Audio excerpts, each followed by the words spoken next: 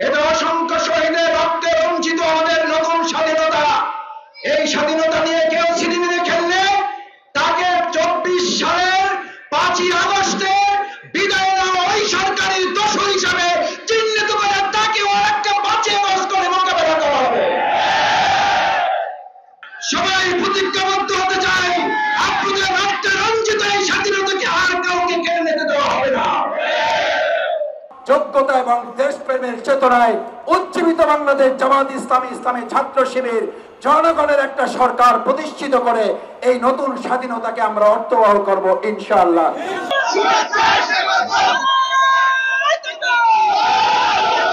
আউযু বিল্লাহি মিনাশ শাইতানির রাজীম। বিসমিল্লাহির রহমানির রহিম। আলহামদুলিল্লাহি রাব্বিল আলামিন। والصلاة والسلام على رسوله الكريم وعلى آله وصحبه أجمعين। বাংলাদেশের গণমানুষের গণসংগঠন অধিকার আদায়ের আন্দোলনের অকুতোভয় কাফেলা, 18 কোটি মানুষের ভাগ্য উন্নয়নের প্রত্যয়দীপ্ত সংগঠন বাংলাদেশ জামাত ইসলামী ঢাকা মহানগরী দক্ষিণের হাজারীবাগ কামরাঙ্গীরচর অঞ্চলের ছাত্র জনতার গণ অভ্যুত্থান, বৈষম্য বিরোধী ছাত্র জনতার আন্দোলনে শহীদ পরিবার, শহীদ ইসমাইল, শহীদ সাইদুল ইসলাম শোভন, শহীদ জোবায়ের হোসেন ইমন, শহীদ মোহাম্মদ সাব্বির হোসেন, শহীদ সাইফুল ইসলাম, শহীদ রহমান, শহীদ রমিজউদ্দিন রূপ, মোহাম্মদ ইউসুফ মিয়া শাকিল শহীদ, শহীদ আব্দুল মোতালেব, শহীদ শাহজাহান, শহীদ আলী হাসান এর সম্মানিত গর্বিত পরিবারের কাছে আজকের এই আর্থিক অনুদান, শহীদ এবং আহত পঙ্গুত্ব ভাইদের জন্য দোয়া সমাবেশের আজকের উপস্থিত সম্মানিত শহীদ পরিবারে গর্বিত সদস্যবৃন্দ, আহত পঙ্গুত্ব পরিবারের সম্মানিত ভাই বন্ধুগণ, সম্মানিত সুধী মণ্ডলী, সাংবাদিক বন্ধুগণ, আসসালামু আলাইকুম ওয়া রাহমাতুল্লাহি ওয়া বারাকাতুহু।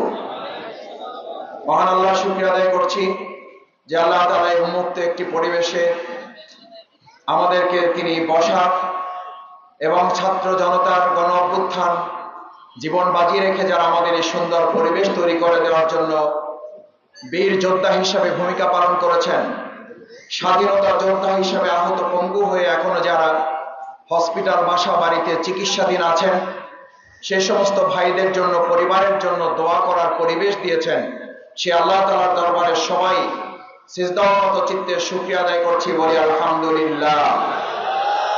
সম্মানিত ভাই এবং বন্ধুগণ, এরকম একটি পরিবেশ আমরা যখন কল্পনাও করিনি, সেটি নিতান্তই আল্লাহ তাআলা তার পরিকল্পনা, তার কৌশলের এবং তার সাহায্য বিজয়ের অংশ হিসাবে এই দেশের গণমানুষের জন্য তিনি দান করেছেন।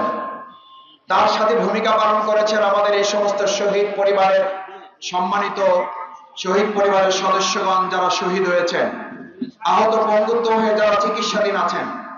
আমরা প্রথমে আল্লাহ তাআলার কাছে দোয়া করি, আল্লাহ এই সমস্ত শহীদদেরকে আপনি শাহাদাতের সর্বোচ্চ মর্যাদা দিয়ে জান্নাতুল ফেরদাউসের জন্য কবুল করেন।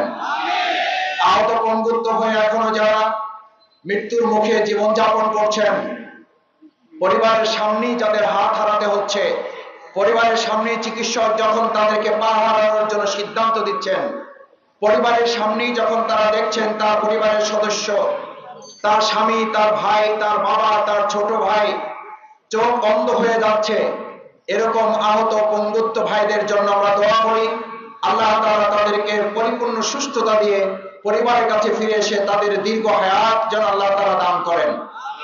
সম্মানিত ভাই এবং বন্ধুগণ, মূলত প্রধান অতিথি বক্তব্য রাখবেন, আমি আপনাদের সামনে দু একটি কথা বলে আমার বক্তব্য শেষ করতে চাই।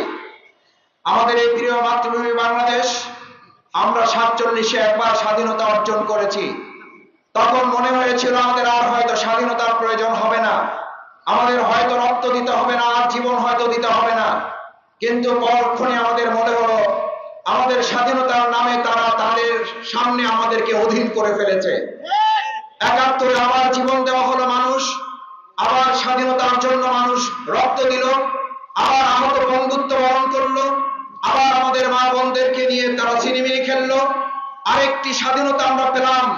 তখন আবার আমাদেরকে মনে হলো স্বাধীনতা পেয়েছি ঠিকই, কিন্তু কেউ একজন কোন একটি পরিবার আমাদেরকে তাদের অধীন করে ফেলেছে। আমরা আজকের 2024 সালের 5ই আগস্টের যে নতুন স্বাধীনতা পেয়েছি, এই শহীদ পরিবারের সম্মানিত গর্বিত সদস্যবৃন্দকে সামনে রেখে, তাদের সম্মানিত কলিজার টুকরা নবজাতকদেরকে সামনে রেখে, সেই শহীদ পরিবারের সম্মানিত সহধর্মিণীদেরকে সামনে রেখে, সেই সমস্ত শহীদদের গর্বিত মাদেরকে সামনে রেখে, সেই সমস্ত শহীদ পরিবারের ভাইদেরকে বোনদেরকে সামনে রেখে আমরা আপনাদের কাছে আজকে প্রতিজ্ঞা করে যাচ্ছি, বাংলাদেশ যতদিন থাকবে নতুন এই স্বাধীনতাকে আরেকবার অধীন করে আর জীবন দেওয়ার জন্য আমরা সুযোগ কাউকে করতে দেব না। আমরা লক্ষ্য করছি নতুন অর্জিত এই স্বাধীনতার জন্য জীবন বাজি রাখা এই সমস্ত শহীদ পরিবারের অনুভূতি একটু পরে আমরা শুনব। আমরা এই পর্যন্ত ঢাকা মহানগরীতে প্রায় 100-র উপরে শহীদ পরিবারের সাথে আমরা সম্পৃক্ত হওয়ার সুযোগ ঢাকা মহানগরী দক্ষিণ থেকে হয়েছে। আমাদের আমিরে জামাত কেন্দ্রের পক্ষ থেকে আর্থিক অনুদানের পাশাপাশি তাদের পরিবারের সাধ্য অনুযায়ী পাশে দাঁড়াবার পরিবারের গর্বিত সদস্য হওয়া আমরা সর্বাত্মক প্রচেষ্টা চালিয়ে যাচ্ছি। আহত বঙ্গত্ব পরিবারগুলোর জন্য আমরা তাদের পাশে তাদের সর্বাত্মক সহযোগিতা দিয়ে চিকিৎসায় সহযোগিতা দেওয়ার আমরা চেষ্টা করছি। একই সাথে আমরা লক্ষ্য করছি এই শহীদ পরিবারের সম্মানিত সদস্যবৃন্দের চোখের পানি যখন শুকিয়ে যায়নি, এই আহত বঙ্গত্ব ভাইদের কান্না যখন এখনো থামেনি, এখনো হসপিটাল থেকে তারা বাড়িতে ফিরতে পারেনি, তখন আমাদের বিগত সরকারের প্রেতাত্মারা এই দেশ নিয়ে এখনো ষড়যন্ত্র করে আমাদের এই নতুন স্বাধীনতাকে তারা প্রশ্নবিদ্ধ করার চক্রান্ত করছে।